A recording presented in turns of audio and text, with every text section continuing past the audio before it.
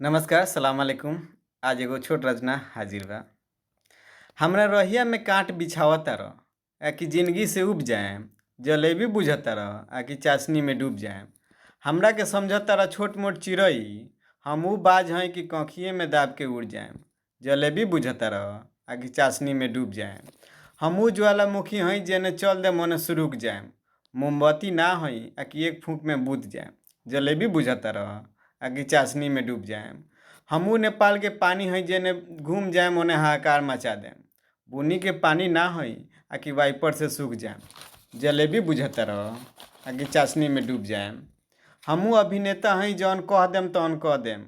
राजनेता बुझलह, कि लोग से वादा कह के बिली में घुस जाएम। जलेबी बुझता रह का, कि चाशनी में डूब जाएम। हमू मिठाई हई खैब तो सुगरा जइब। स्पंज बुझलह, कि चबा के खूब खाएम। जलेबी ना हई, कि चाशनी में डूब जाएम। हमू आदमी हई कि गाड़ी के जवाब लात से देवेनी। जियौला ना हो, कि तरह उतैला से उब जाएम। जलेबी बुझत रह का, कि चाशनी में डूब जाएम। अगर ई रचना रउआ लोगन के पसंद आइल होखे तो एकरा के आगे बढ़ाई। धन्यवाद।